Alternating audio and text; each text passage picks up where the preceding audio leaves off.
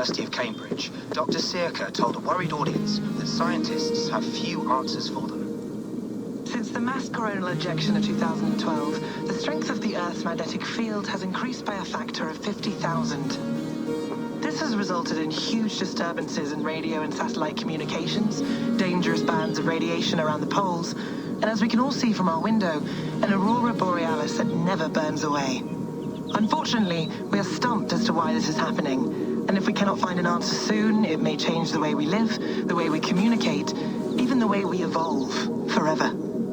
Dr. Sirka went on to say, "Bought you more electrolytes? Oh, new and improved citrus flavor." Thanks, Sean.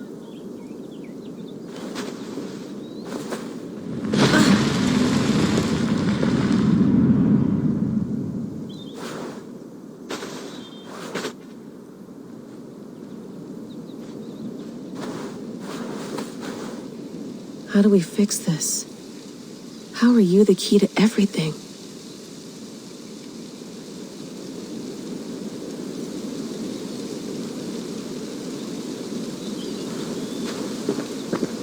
You're a long way from home, Eivor.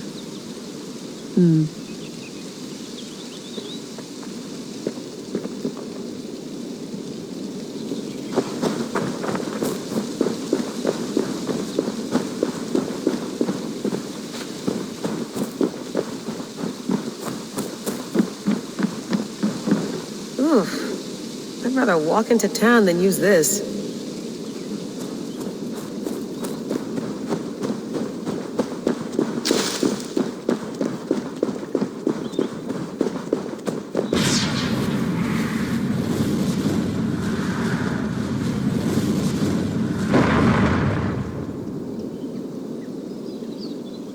Another satellite. Damn.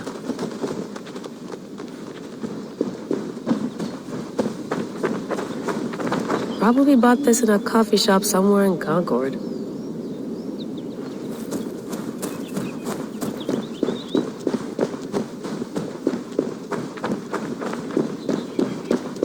I'm not going anywhere. Not yet.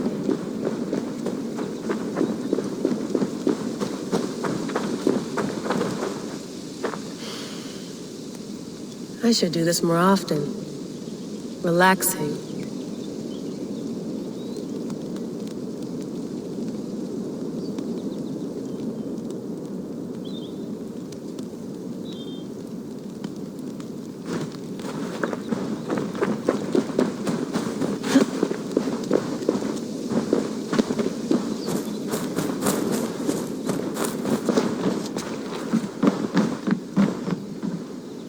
Beautiful, but it's not normal.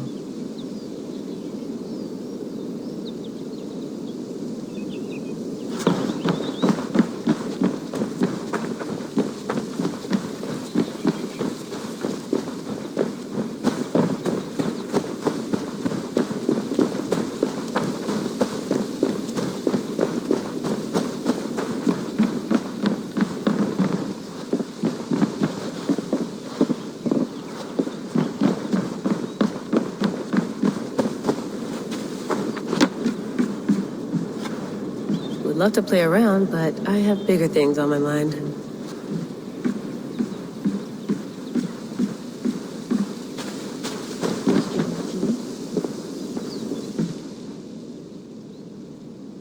Oof, mint tea is not actually tea, Bex. It's an infusion. It's really just dirty, minty water. I don't care what you call it, Sean. Did you buy any? Of course I did, love. Hey, sorry about pulling you out. The generator was sputtering. That's fine. I needed air. How is the Animus data stream? Comfortable? Felt pretty stable after a while. Good. Just give me a sec and you can jump back in.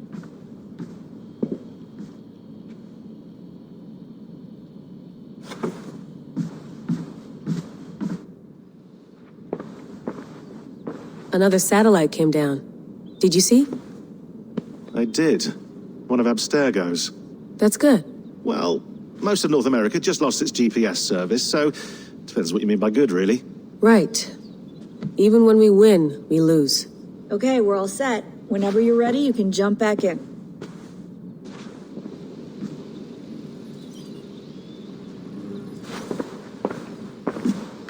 That's quite nice. Soothing. Let's have a look.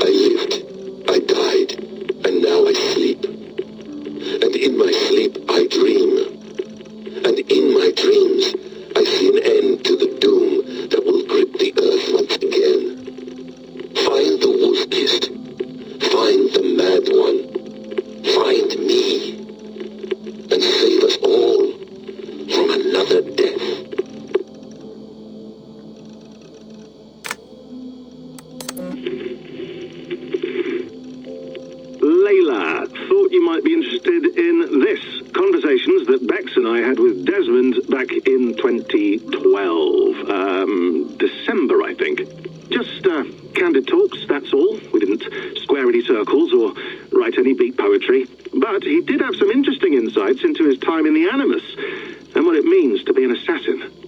Anyway, have a listen. You might find you and he had similar experiences, so, well, let me know what you think. Unless it's to tell me I sound like a total brat in these recordings. If that's the case, just say nothing. I mean, I did have a slight cold at the time I recorded these. That's probably why I sound odd. Anyway, okay, I'm done anyway, so turn off. Turn off. Oh, it's actually just a button. Sorry, here we go.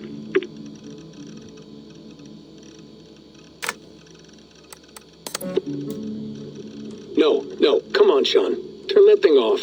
Oh, hold on. I like what you said there. I want to get this for posterity. Say it again, nice and loud. Seriously? Sure, come on. If nothing else, it'll give me leverage with your old man. Ah, that's your angle. Nice. What I said was, I wish I hadn't been born into the Assassins. I wish I had chosen this life. Is that good enough? Sure, but why is that? Because choice is the central idea of our creed. It underpins everything, right? It's about free will. It's about seeing the evidence before you and saying, yes, this is what I want, or no, this isn't for me.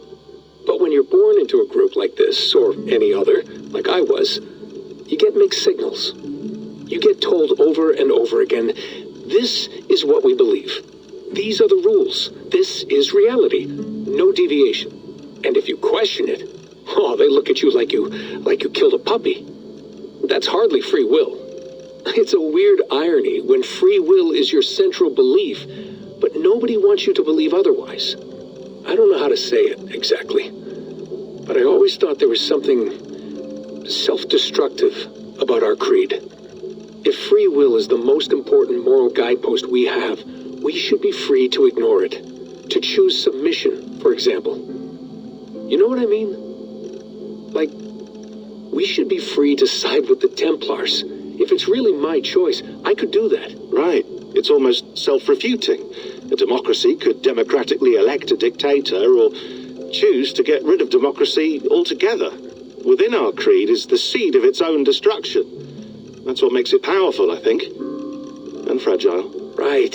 The more freedom you have, the more risky it is, you know? Anyway, my dad has mellowed over the years, but he was strict when we lived on the farm. He ran a tight ship.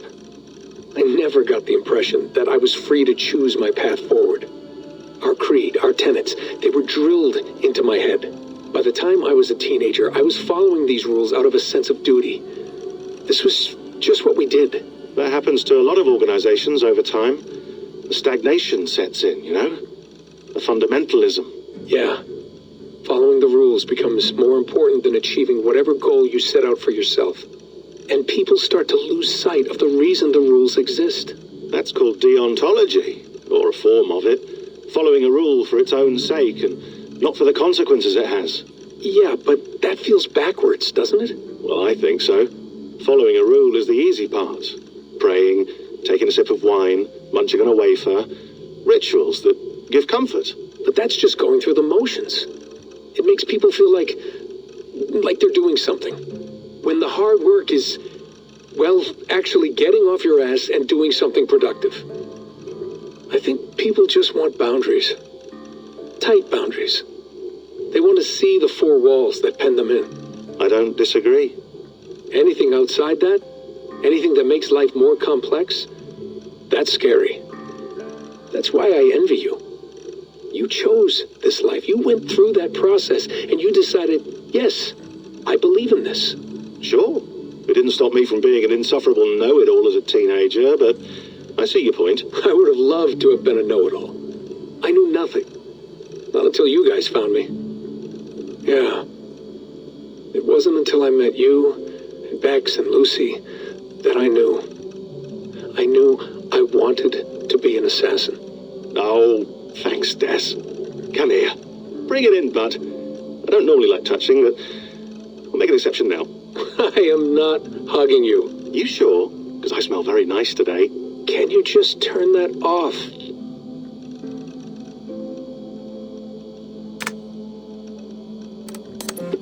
Hold on, I'll just set this here. Do you guys record everything we talk about? Not everything. But you've been using the Animus so much, I thought this was a good chance to learn some things about prolonged exposure. So I'm your guinea pig. No, my guinea pigs are all dead. The Animus was too much for them to handle. Cute. Can I ask you about the bleeding effect? Any recent flashes? Any memories resurfacing? Yeah, the usual things. Ghost images of Altair and Ezio a few times a day. Nothing intrusive, just brief moments. They pass quickly, almost without me noticing. Like a figure in the corner of my eye, or remembering a dream from the night before. I did have one extended hallucination a few days ago. It was Ezio. He was older, around the time he left Cappadocia. He was standing on the deck of a ship, alone. And through him, I could feel an intense regret, or guilt. And it felt to me like he'd had a loss of faith in himself, in the creed, like he couldn't keep it up, couldn't stay true to his ideals. And as I watched him, I thought, is this the moment he decided he was done being an assassin? It felt like it. Anyway, most of my visions have been brief, lasting just a few seconds. They're like complete memories of small moments that appear suddenly out of nowhere, fully formed. It's a strange feeling. Okay, anything else? I'm starting to see Connor now, too. Though I hear his voice more often than I see him. I'm sure that will change. Oh, yeah, and yesterday, just before bed, I had a memory of being on a beach in the Caribbean with a bunch of sailors. Or maybe they were pirates. I don't know. No idea. Huh. We'll look into that. And how do you feel in general? In general? Well, I feel older, for one. Much older. And it's strangely comforting. I'm collecting the memories and skills and thoughts of so many people. I feel like I've lived a few hundred years or more. Is it possible that if I do this for too long, it'll push my own memories aside? That I'll be everyone but myself after a while? It's possible. That's called identity substitution. It's happened before, but it's rare. And someone with your background shouldn't need to worry. My background? You mean someone with my genes? My abilities? You have Isu DNA, and that lets you see things and do things and withstand traumas that other people can't. And I can suffer in ways that others can't. That's not something to be proud of. You mean the apple? Yeah. It has a pull, Bex. It tugs at my brain. It talks to me. Teases me. Drives me mad. And what I did to Lucy. God damn it. Nothing is worth the damage I did. The pain I caused. I know. But you're special. That's the point. I'm not special, Bex. I'm lucky. That's all. I understand. We're assassins. It's our creed that makes us different, not our genes, not our blood. Anyone can join us. That's true. But let's leave that aside for a second. What I want to know is, have you ever had any Isu memories resurface? Isu memories? I don't think so. I can't even begin to imagine what that would feel like. I think you'd know if you did. Maybe one day, we might be able to induce something. Jesus, let's fix the world first, okay? Before we start digging up my ancient ancestors. Deal. With my luck, I'll be related to some third-rate Isu like Sisyphus or something. Way to aim high, buddy. Hey, you gotta.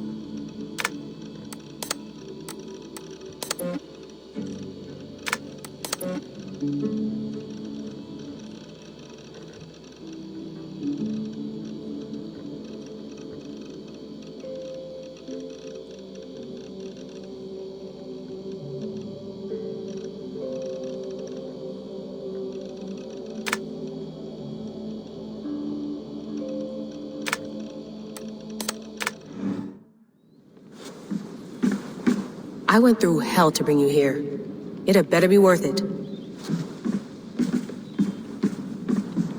Feeling okay? Better. But I'm worried that it could happen again. The two data streams. I can't promise it won't. I barely understand it myself. It felt like two minds, fighting over one brain. It hurt like a shotgun to the head. Right. There's something about this Viking's DNA sample that feels dense, noisy. Could it be the staff? Interfering somehow? How do you mean? My headaches, my temper. They started the day I got that thing. I hope you're not making excuses for, your friend. Jesus, no. I'm not. Sorry. Just take it easy. And if you feel yourself slipping again, let us know. I'm trying. I really am.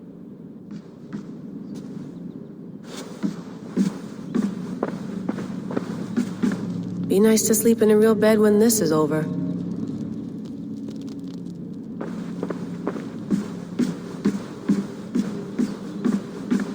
Please enjoy your stay. Remember, all the garbage must be packed out, and please water the plants once a day. Yeah, I won't remember that. You gonna put this in the fridge, Sean? Of course. In half a minute. Remember, tomatoes go on the counter, not the fridge.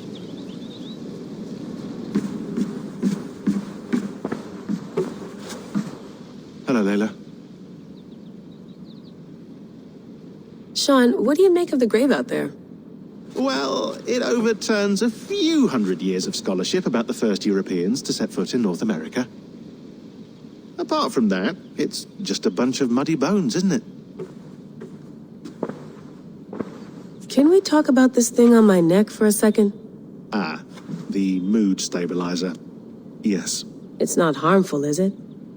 I mean, I feel good, but I want to make sure there's no side effects. There shouldn't be.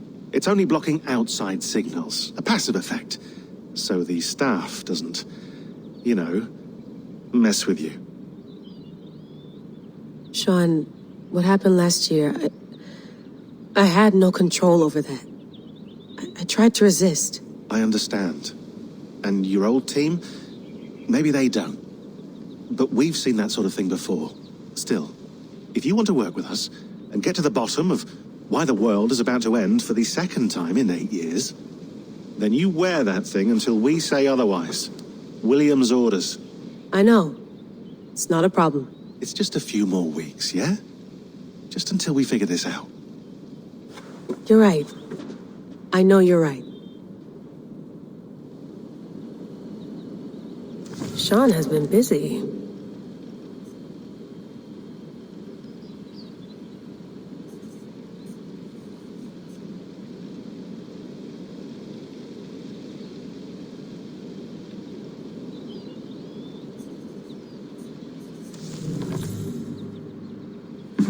You mind if I put some music on? Go for it. Cool.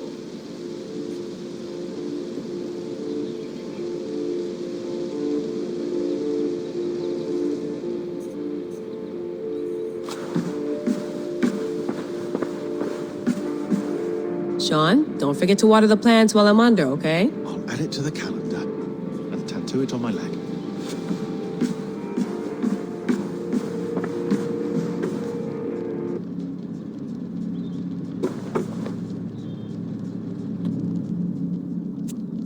All right, time to go. Norway to England takes about a week by long ship, so I'll scrub ahead.